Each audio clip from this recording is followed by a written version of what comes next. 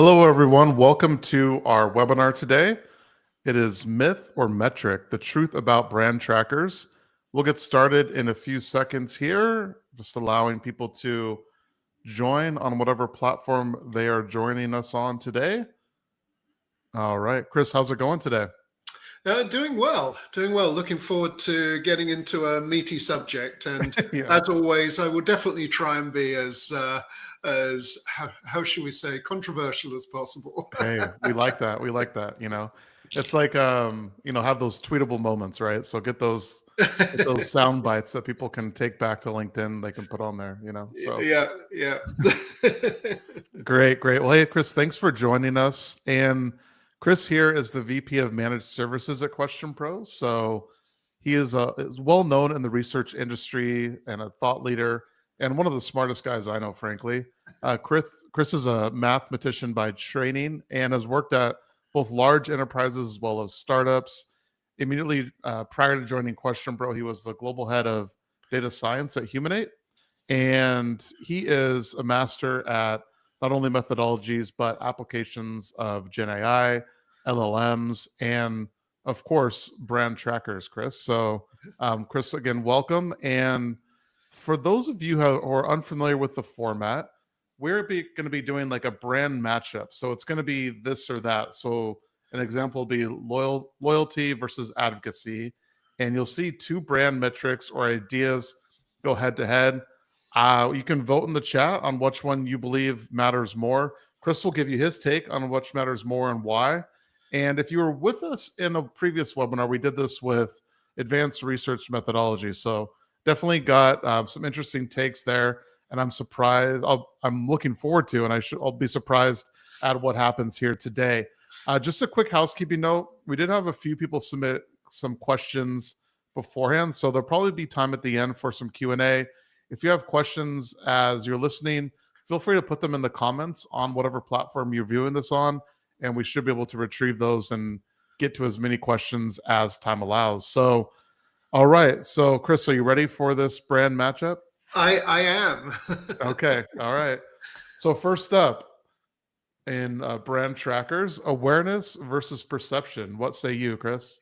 Yeah, so this is an interesting one in that it kind of highlights two different ways of looking at how you're talking about your brand. And a little bit of a spoiler alert. For most of the things that we're going to talk about, there's going to be a little bit of a porque no los dos, in the sense that many of these are things that we need both of them, although there will be nuances about when you would want one versus the other. There is one coming up, I believe, which if I'm guessing right as to what you're going to ask me later on, there is one where it is a definitely this versus this. There is one right answer, but for most of these, the answer is going to be a level of it depends, but I can be specific about what it depends on. And awareness versus perception is an interesting one, because typically we think of awareness as a bit of a binary attribute. Are people aware of you at all? Are they there? It's a yes, no. Whereas perception is a lot more nuanced. It's not just about do they think of me? It's what do they think of me? How do they think of me? How do they think of my brand? And these two can be important in different parts of your company's brand journey, and also it differ by category as well. So let me give you an example.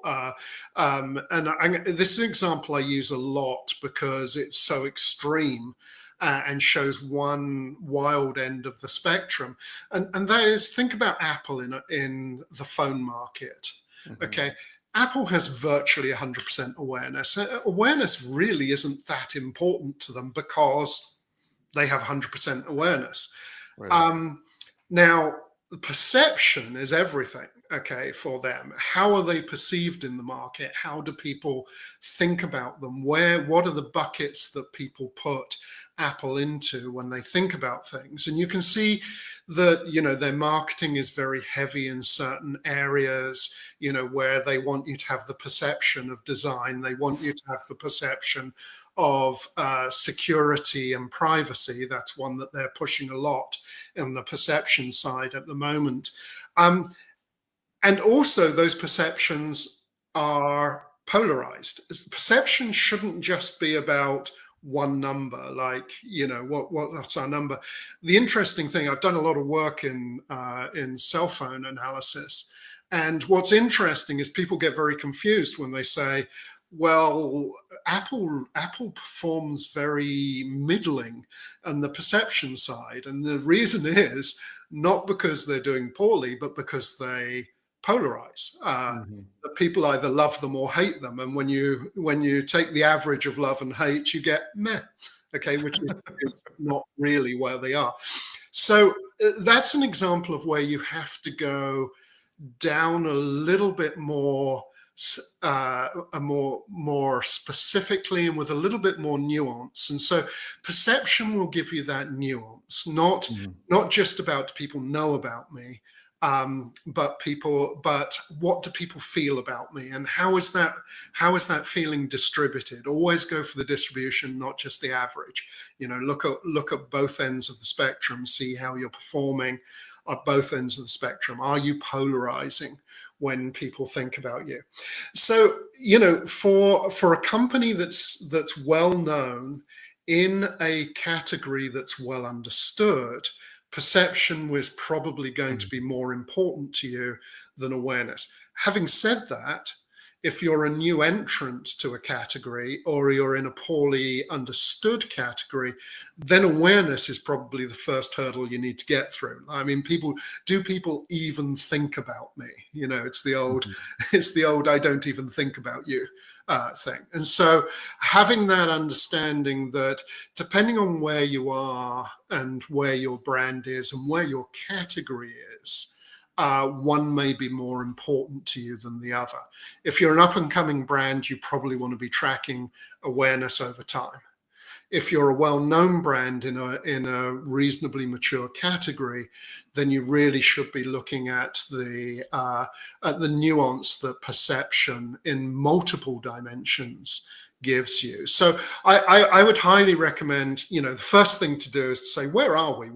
And be honest as well. Just because you know your brand and you know your category doesn't mean the market does, which is something that we often find. People say, well, everybody's heard of us. And it's like, no, nobody's heard of you. Nobody's really thinks about this category very much. So be honest, understand where you are in the, both you as a brand within the category and the category itself. Do people care about that? There are many categories that are important, but that people don't think about very often. I've done a lot of work in the past on printer supplies, and trust me, people don't care about printer supplies until they have to buy them. Okay. Generally they do not spend their weeks worrying about printer supplies. Okay. Be honest about your category, because it may well be a category where people only think about you when certain things happen. And maybe you'll become important to them for a short period of time. So Chris, one question I have is there a point when awareness becomes more the perception, or perception becomes more important than awareness, or is it kind of that subjective line and you have to kind of judge it based on the category and where you're at as a company in the marketplace? I would say for most more established brands, perception is the more important thing to be worrying about. Not because awareness isn't important, but because it is what it is. And unless that is an area where you are struggling with, awareness is what it is. For many brands. Not true in new categories, not true for new brands coming into categories. That's when you really want to get that awareness up. But for many brands, getting that nuance that you get out of perception is going to be the more important thing. Makes sense. Anne also agrees with you, Chris. She said, interesting. I think most choose to stick to one, but agree that both are important on different stages for your brand. So Yeah. there we go. We have some agreement there. So, all right, let's move on to the next one here. Consideration versus preference. I'm sure you have something here, Chris. So yeah, take it away. Yeah, so this is one of these things where I've actually worked with companies where they say everything is about consideration. That's all we care about. We want to be part of the consideration set, and those are usually companies who've looked at the correlation between consideration and their performance and found that there's a very strong correlation, and so that's very reasonable. However, you have to be very careful here, because the difference between consideration and preference is your competitive landscape. Really understand that's where you can be considered, but if there's a very strong competitive landscape, then you may not get to that preference side. And typically when we think about the very traditional ACP, awareness, consideration, preference funnel, then that step between consideration and preference is highly driven by the competitive landscape. So again, it's one of those things that if you're in a market where there's a small number of incumbents which have similar offerings or are perceived similarly, then consideration may be the thing that you're most important to drive. However, if you're in a highly competitive market where there is lots of differentiation and discrimination between brands, that consideration alone may not get you where you need to be. You really need that preference as well. And the moral of this story, I think, is to make sure that you have a very strong idea of what the right funnel is for your particular category. And I know that ACP is, what we were all taught 20 years ago, to say, this is how you measure, are people aware of you? Are they considering you? Do they prefer you? And then you'll often hear ACPU, awareness, consideration, preference, use. Sometimes you'll see other things. And don't just take that as a given that those are the only steps that are important. I'd highly recommend, when you're doing your brand planning, to go to a whiteboard and put down the steps that are relevant to your particular category. There are often categories where people may be aware of you, but actually don't believe they have a need for your category. So it may be that there's a step, that there's awareness and there's identification with need, either before or after that. That people don't even say, well, do I even need what these people are offering? And so highly, highly recommend that people put some time into really understanding the different steps of the funnel. And then the real thing is to then look at, when you start measuring these brand attributes, when you start measuring where people are on that funnel, to not just look at the absolute numbers, but to look at what we call the step loss. And what I mean by that is, what's the percentage that you lose moving from one step to the other? And look for where the high step loss is, because maybe it is consideration. Maybe you're just not hitting the consideration space at all, that you're not getting into that set of the small number of incumbents that typically get considered. And so if that's the case, then consideration is going to be your number one concern. However, if you're getting to the consideration phase and then there's a big step loss to preference, then really you need to start looking at preference. And like I say, when you move from consideration to preference, that's where your competitive positioning really comes into play. That's where you have to say, how do we get to that preference point? Okay. And that's the one where, if that's your issue, then you have to look really hard at what are our competitors doing, what is their perception. This is where perception becomes very important, because getting from consideration to preference is probably going to be driven by preference, so by perception of your brand. And Right. so if that's where you're losing, then that's where you need to focus. So I think the simple answer to this one is look at your step losses first and then decide which is it. But if you're going to push me for an answer, because I know you are, I was just thinking, I need an answer, Chris. then preference is the one that drives sales. Okay. So assuming that you're good up to consideration, then really understanding preference. And that's where the previous one, the thing about perception, comes in very important. But really understanding that dynamic. So if you're going to push me, I'm going to say preference, because that's what drives sales. However, be aware of your funnel, be aware of the step loss along that funnel, and actually map that step loss out. You should be producing maps. So where are we losing people along that line? Right. Makes sense. Yeah, I think the preference driving sales, that's a key component, right? You definitely need sales. So, all right. That makes sense to me. All right. Loyalty versus advocacy. What do you say here? Yeah.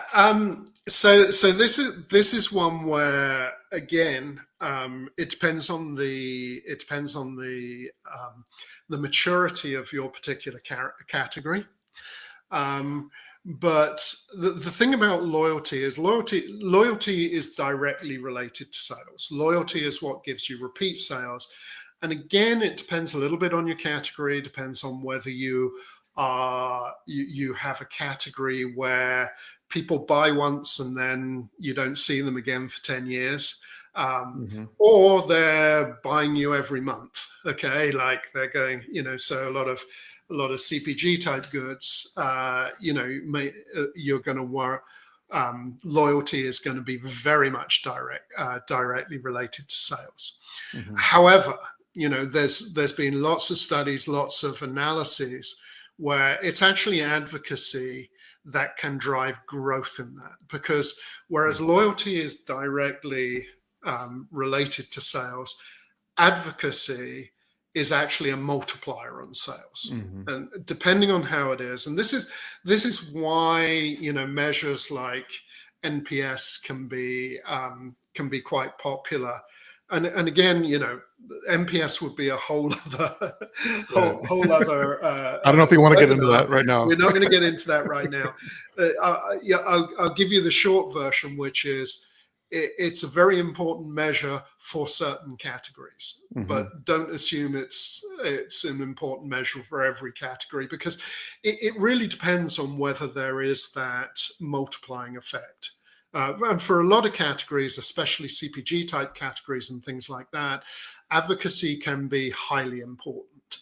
And because it's a multiplier, it actually does have this kind of virtuous cycle effect, where as it grows, it compounds. And so advocacy in a lot of categories can be more important, or certainly have more effect in the end than mere loyalty. But again, you got to get loyalty first. If you don't have loyalty, nobody's going to advocate for you. Nobody's going to say, well, you should buy that, but I'm not going to. Or maybe they are. But it's one of those things that one is predicated on the other. The loyalty is probably, if you're new on this path of trying to understand things, then understand how your brand is performing, I would actually focus on loyalty first, okay? Because loyalty is actually one that you have more control over. It is one that is more natural in how people behave. Sometimes we forget advocacy is really taking it to a little further stage that is not necessarily natural to us. I am loyal to a particular brand of soap. It's the one that we will buy every time we go to there. Do I advocate for it? Absolutely not. I'm not going to go around telling my friends, "Hey, you should be using such and You such." told me that last week, Chris. Actually, You know. no. Exactly. So I would say for most people, getting loyalty right is the first thing to do. So Yeah. in this one, even though advocacy can be so powerful, I'm actually going to go down on the side of loyalty. Get loyalty right first, Mm, because you're not going to get advocates unless they're loyal. And advocacy may or may not be relevant in your particular category. right. It isn't always. Yeah. It's not. I am not going to go around telling people what kind of soap they're going to buy, and I think people forget that. And that's one of the weaknesses of the way MPS is actually positioned. Is not every category does it make sense for you to go and tell your neighbors what they Right. should do. I'll give that one to loyalty. I don't know what people are saying in the chat. I can't see the chat myself, but I'm sure that there will be people disagreeing on that one, because I think for the last 15, 20 years, people are being told advocacy is everything, but I don't think it is in every category. I don't think it makes sense in every category. That's what I was wondering. Do you think advocacy is more important, like the higher prices? So when you pay more for something, I think you're more likely to be an advocate for it because you spent a considerable amount on it, right? So maybe there's a feeling that you need to be more of an advocate for it. Is that fair? I think that's probably a good way of looking at it. It's certainly the cost and the importance of a good is going to be, advocacy is going to be more important.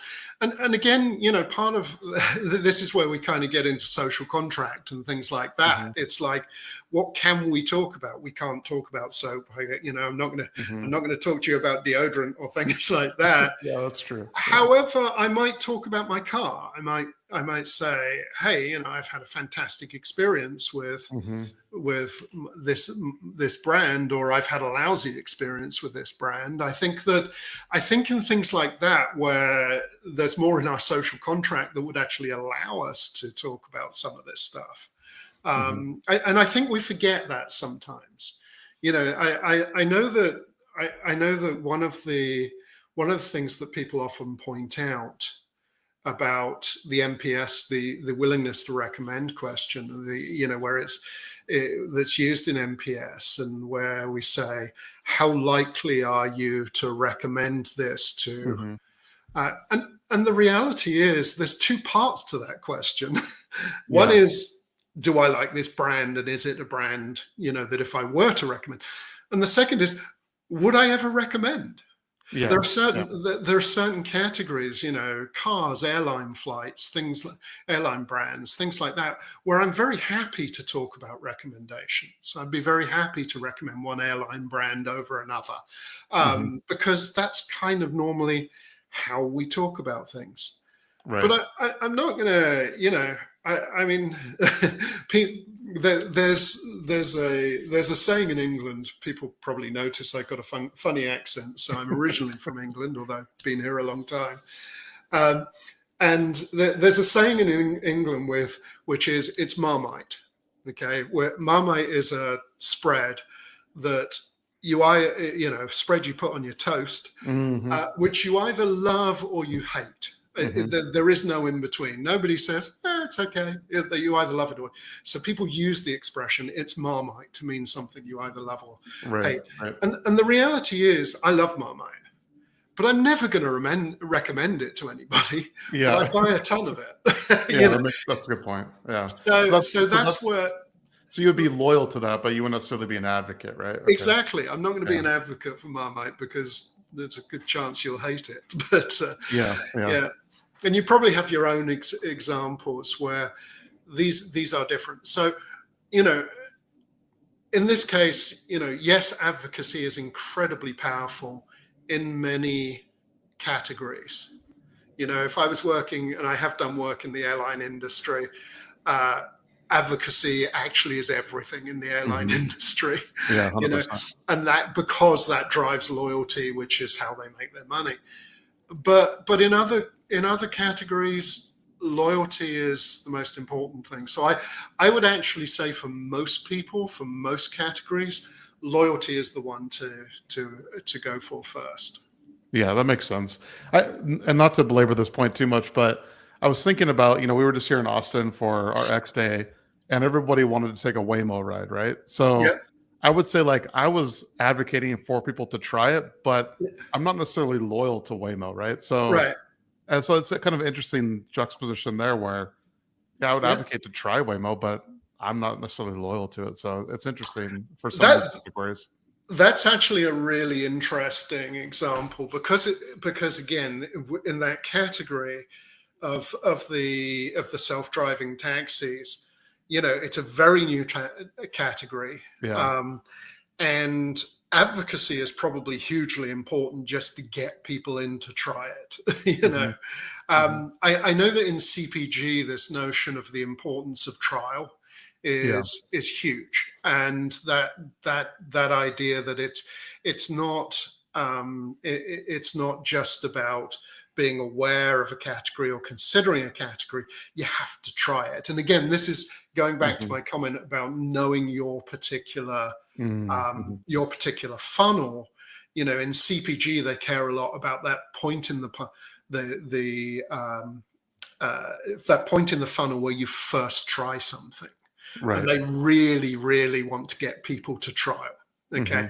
I think that the Waymo, the self-driving taxis, that's going to be very much in a similar case where trial is probably the main thing, that main Yeah. part of the funnel that they need to get people to. And it is interesting. You weren't the only person. I know that Hmm. several people were going around saying, you should at least try it, at least Yeah. try it. So getting to trial there is important, and advocacy is an important part of getting people to trial in that case. Yeah, that makes a ton of sense. All right, so let's move on here to traditional versus modern. So maybe kind of describe what each of these is, and then pick which one you like better.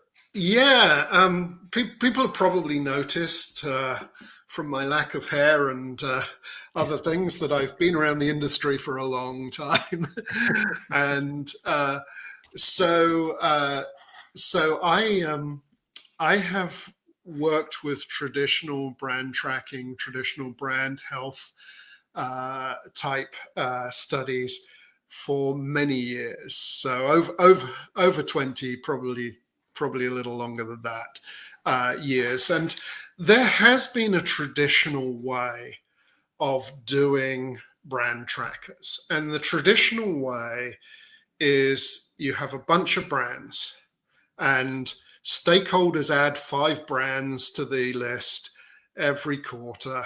Okay. Hmm. So the list becomes huge.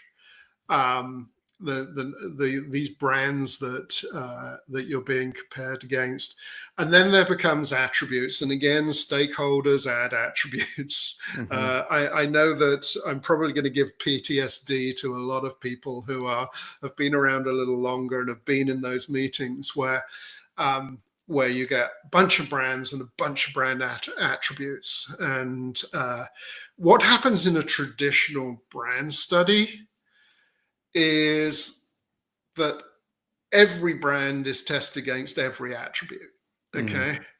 And so it's actually a multiplicative problem in the sense that if you've got 10 brands and 10 attributes, you've got, and that's a small one. Yeah. Yeah. Okay. If you've got 10 brands and 10 attributes, you're going to ask the respondent 100 questions. Hmm. Okay. And ask them to make 100 ratings, and there'll be somebody there saying, well, if a 5-point scale is good, then a 7-point scale is going to be better, of course. And so you're going to have, 100 7-point scale questions, and so with in the early days of online surveys, people said, oh, we can just build that as a big matrix, Hmm. okay, and put a big matrix in front of the respondent. And then we're surprised when we get really bad data or really Hmm. boring data. We get surprised when everything, and People who know me know that one of my favorite sayings is, we get the 3.7 problem. If you test something on a 5-point scale, okay, and this will help people. If you're testing something on a 5-point scale, you're putting it up either as matrices or loops of loops, the answer is going to be 3.7. You're going to get 3.7. Doesn't matter what you do, your brand assessment is going to be 3.7. The reason why people switch off and 3.7 is what you're going to get. This is made doubly and triply bad by two things that have shifted in the last 5-10 years. One is people are taking surveys more on cell phones, and you are not going to put a matrix question on a cell phone. If you are, rethink it. Okay, do not do that. Okay, because you are not going to get good data. And the second thing is that, respondent engagement has fallen. We know that. People, you can't just throw a few years ago, I was fighting against companies that were still running 40-minute surveys. Now I'm fighting against companies that are running 20-minute surveys. Amen. You I hear you.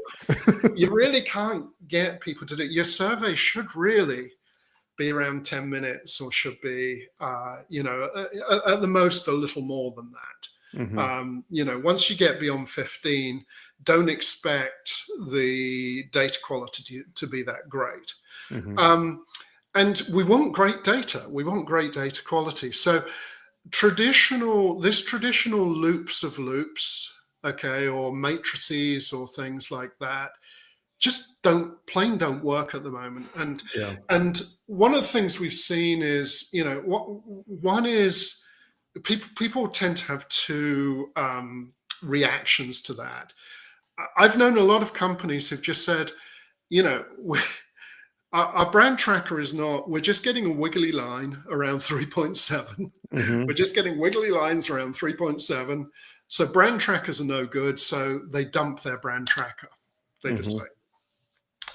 Other companies are saying, hang on a second, we know that this isn't working. But we've come a long way. We have new techniques. We have new understanding. What's the new way to do it? What's the right way to do it? And that's where some of the modern approaches come to brand tracking. And the kind of things that we have in the more modern approaches is one is to try and get the number of the assessments way down. So if making sure that things are conditional, that we're using a little bit cleverer logic in terms of our programming, so that we're not asking to the respondent to assess things that really don't mean anything to them. Okay, so making sure that you're very clear in the logic. To move away from scale questions, you really shouldn't be asking scale questions for most of the assessment. So instead of asking so instead of saying here are 10 brands, rate each of the 10 brands on whether you think they're exciting or not, which would be a typical way to do it. And bang, bang, bang. Actually turn it around and say, here's a list of brands, choose the ones that you consider exciting. And it's just a select all type question. Now you have to use different analysis. You have to use different analytics. Because people are used to just taking the mean. Okay. And that's not what you do now. What you start to do, you start to use techniques like logistic regression and things like that. Maybe some latent class analysis, those kind of things which work well with binary selections. But we have those techniques. Those are all well-known techniques. So, but using that's a far easier thing for a respondent to do. Say, you're showing me a list of brands, and I've just got to say which ones are exciting. Yeah, that one is, and that one is. Bang, and they're on to the next question. That's a far, far better respondent experience. And, and never forget, good respondent experience means good quality data. There you go. Bad respondent experience means bad quality data. You can't, a lot of people think, but I want to know this, so I'm going to ask them these 100 questions. That's fine, but you're going to get bad quality data. So this traditional versus modern, it's really about using our more modern tools, using things like logistic regression, using things like latent class analysis, using things like correspondence analysis. That's hugely powerful for how we look at how these kind of questions map your brand on a kind of perceptual map. It's not a perceptual map; it's correspondence analysis, but that's another story. That's how you map things. So this is the one, where I say there is a clear winner here, and that is use the more modern techniques. Yes, traditional brand tracking has been around for 20 years. Yes, it used to be very powerful. It doesn't really work anymore. And actually, I'll give a challenge to the people who are out there. Yeah. If you're using traditional brand trackers, I'll ask you to do one thing, and that is to take your brand tracking survey. That's a good one. I love this. Yeah. You have to take it, because I can promise you, if you've got a traditional loops of loops brand tracker, take it yourself and then say, is this a reasonable thing to ask a respondent to do? Yeah. And take it on a cell phone as well. Don't take it on your big 32-inch screen. Take it on a cell phone. And then say to yourself, am I going to get good data out of this? So this is one where I would strongly recommend everybody start to look at the more modern techniques. And if you're running a brand tracker and you're saying, hey, I've got the 3.7 problem, or the other word for 3.7 problem is the wiggly line syndrome, where, when you look at the wiggly lines on the dashboard, that's all you're seeing is a wiggly line. Yeah. That probably means you need to look at a more modern approach to brand tracking. Chris, can you do a traditional and kind of bring in the modern if you don't want to? Let's say your business needs those traditional metrics, at least for the short term, until you can prove the modern. Well, what's the secret sauce there? The secret. So when we've done this with clients where they've moved to more modern approaches, the best practice here is to run the two in parallel for a bit, because the numbers will change a little because of the analysis approach is slightly different. So you can't just kind of switch off and then do the say this is just the same thing carrying forward. Best practice is to run them both for a wave or two in order to say how do we work from one to the other. Right. However, one of the things I would say, and this is I think what surprises people, there's pretty much nothing that traditional gives you that you can't get through a much tighter, more modern approach. When people say, but I've been asking 7-point scales, so you can't tell me now that that I'm now just doing select all and I'm going to get the same data. Actually, right. You are. Now the analysis techniques you have to use are different. You're not doing simple means. You're going to have to use slightly different approaches to how you analyze it. But there's almost nothing. In fact, I can't think of anything that you get from a traditional approach that you can't get in a quarter of the time with a more modern approach. Right. Maybe somebody can think of something, but driver analysis can be done in the same way. In fact, we do driver analysis for several of the clients we work with using the more modern approach. And to be honest, it seems to have better discrimination. The reason being because people aren't just falling to a mean of 3.7 on everything, Yeah. Yep. which gives you very poor discrimination and very poor driver analysis because of the Yep. multilinearity that you get when you do that. If people are thinking of transitioning, you absolutely can transition. Doing an overlap is a good thing to do if you can, if you have the luxury. However, if you've got to the point where you're not getting value out of your traditional one, then they're probably starting from fresh is probably not a bad thing to do anyway, because you will get some new additional insights from the modern one that maybe you don't get from the more traditional approaches. Yeah, that makes sense. Chris, if you ever write a book, I want it to be called The 3.7 Problem. I think that's a good title. All right.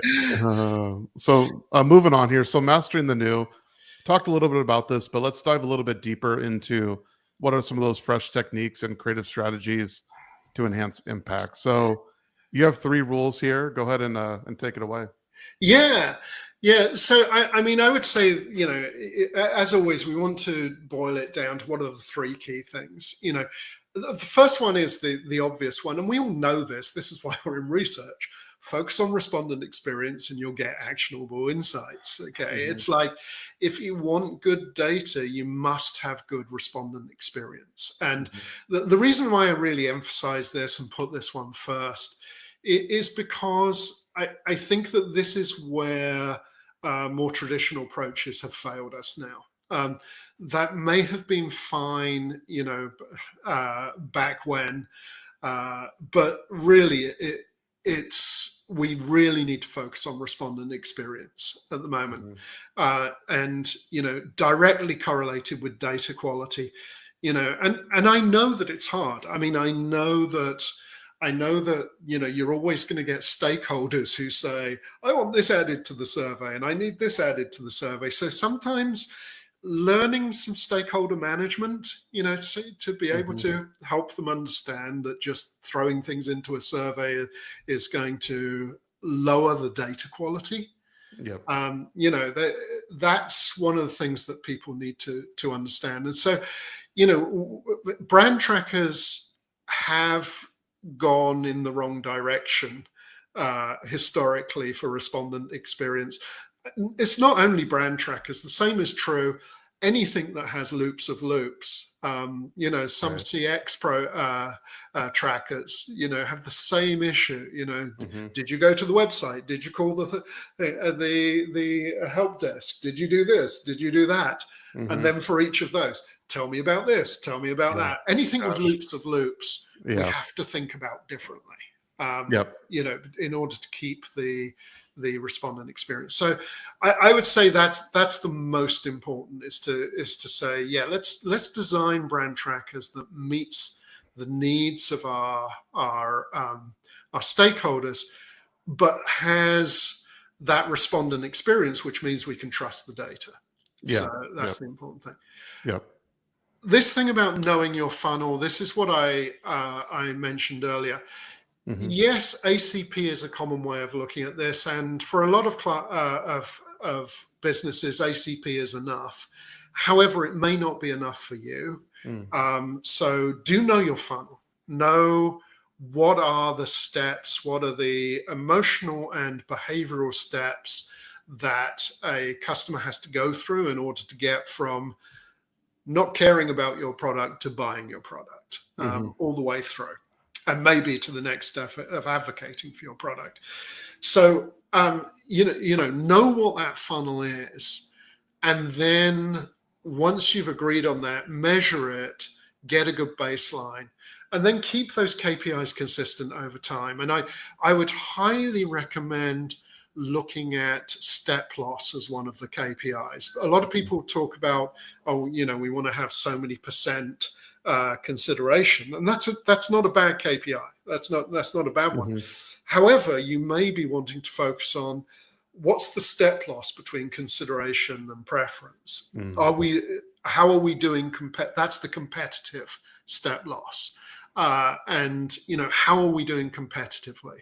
And use that to measure how you are how you are performing in the market. So keep your KPIs consistent across time, but start with a good understanding of the funnel. And this thing about democratizing insights, use this progress as a key company health indicator. Mm. So it's not just about the KPIs, it's about the progress in the KPIs. How are they changing? Okay. Mm-hmm. Are you actually, so if your KPI is the step loss of consideration to preference, how is that changing over time? Because that's going to tell you how your marketing team's performing. Right. Okay. Right. That's a good point. That's going to tell you a lot. So it's this idea of getting things into socializing things and getting things into the common discussion of the company. It used to be a while ago that brand trackers were very front and center about how companies talked about their health. That kind of went away a bit as some of these issues that we've talked about came about, that people started to not trust the brand results. I think that brand tracking actually lost trust because of the fact that the more traditional way of doing it, that everybody had been taught how to do it, didn't really work anymore. So people lost trust, and I've heard companies say, our brand tracker, we don't trust our brand tracker, or it's worthless. We're spending a lot of money and we're not getting any value of it. That loss of trust, I think, is on the one hand inevitable, but also quite sad because it's not necessary. We just need to rethink how we do brand trackers. Right.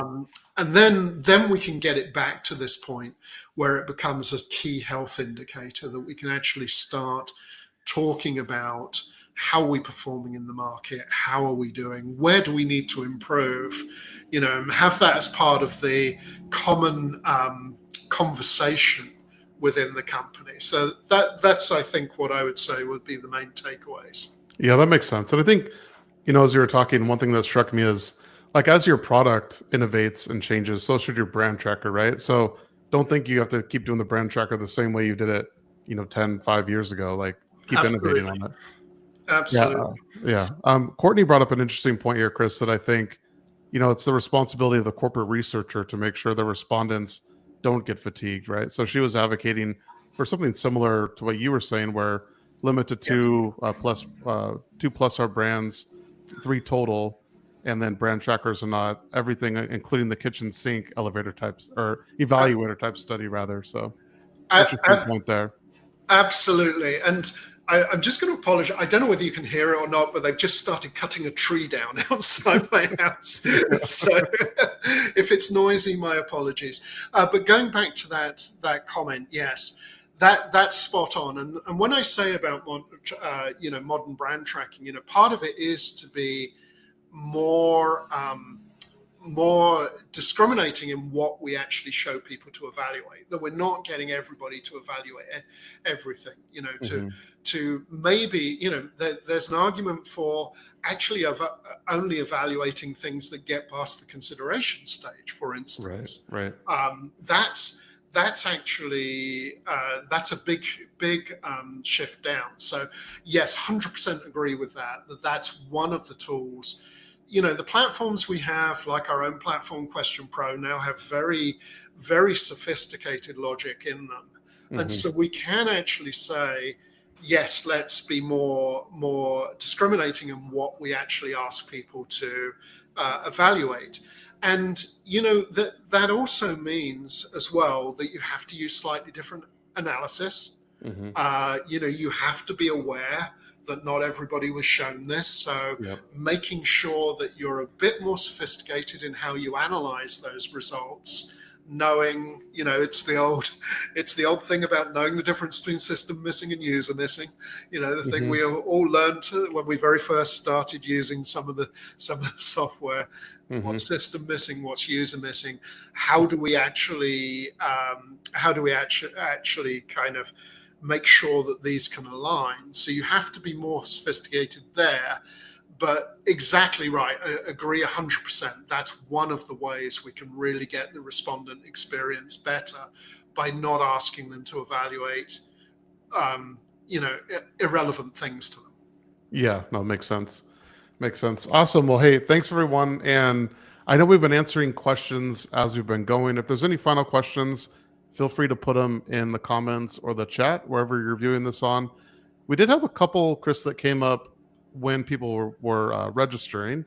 So one of the things that Stephen asked is monthly versus quarterly tracking more useful for brands, or is it? What do you think there? Does it depend on a few things? Yeah, What's your sort of take? yeah. Getting the right cadence for these is actually difficult, in the sense that it's not a one size fits all. I'm not going to say to everybody they should have monthly. I'm not saying to everybody they should have quarterly. Hmm. A lot depends on how your market moves and how you are expecting to move in the market. Mm, If you are a new entrant to a market, you probably want to be measuring monthly, okay? right. Because you're going to be on that trajectory where you're saying, hey, I'm a new entrant, I need to make sure that I'm getting that share, maybe that share of awareness, or maybe that share of consideration, and that is moving quickly. And so you Hmm. probably want to be on monthly. Yep. I would say for a lot of companies, that would be overkill, to go monthly. If you're in a more established market where your competitors are fairly static, there isn't a lot of price movement, there isn't a lot of publicity going on within the Hmm. market, then maybe every 3 months or even every 6 months would be fine. Right. Um, it's going to depend both on where you are, where you feel you are, within the market, and how stable the category is as well. I keep on coming back to this: how stable is the category? People forget that different categories have different levels of stability Hmm. and different levels of maturity, and you need to be aware of that and take that into account. So yeah, definitely early phase you should be doing monthly. If it's fairly established, quarterly is probably fine, and maybe even half yearly. So Yeah. yeah. Yeah. Interesting. Okay, so maybe one more question here. David asks, what is a good way to capture unaided brand awareness in a category where awareness is very low? Yeah, that's a really good question, and we didn't really go into unaided versus aided Hmm. awareness, but that is an important part. One thing I would say is that unaided awareness nowadays, with the ability to use LLMs and other similar tools to analyze them, has got far more feasible and far less expensive than it used to be. Mm, We can now do unaided awareness with open-ended fields, and very quickly code them into a good code set, to do so. Unaided awareness, a lot more feasible now, or a lot less expensive now than it used to be. For those of us who are old enough and remember when we used to have to send them away to specialist coding companies, mhm. or get some poor intern in the office to do the coding. Nowadays we can do that very quickly, very very cleanly, and so unaided is very very important. I would actually say, if you're working in a category where awareness is very low, you may want to think about other techniques as well. Mm, I would recommend running qual with people who are aware of the category, mhm. and starting there. I would actually maybe not start with quant, and I'm a big quant guy, okay, as you know. Yeah, yeah. However, this is with very low awareness categories. I would probably do some very targeted qual, to really understand what people are and aren't aware of, and what their language is. This is one of the really important things that I think we miss is that if you are in a low awareness category, the people who you may either sell to or want to sell to, or who maybe should be in your client profile, may not use the same language that you do. Okay, in the sense that they may talk about things differently. And really understanding that is hugely important when you're talking about brand. So I would actually say that for low awareness categories, if we're talking about very low awareness or very niche categories where there's very specialized needs, then looking at some qual. In our case, we have the platform DigSite, which is for this quick turn qual of exactly this kind, where we would actually probably use that to really understand what are people aware of, what are they talking about, and what language are they using to talk about their options. Yeah, that's a good point. Use an alternative method. I like that. Okay, Chris, one more question quickly. So this kind of goes back to the previous question that someone had around cadence. Does a mature brand need a lower cadence versus a new brand? I think you answered that, where a newer brand maybe increase the cadence there. Yeah. And then a more established or mature brand, you can have a lower cadence depending on sales cycles, seasonality, and things like that, right? Yeah, absolutely. Yeah, and again, it depends on the category dynamics.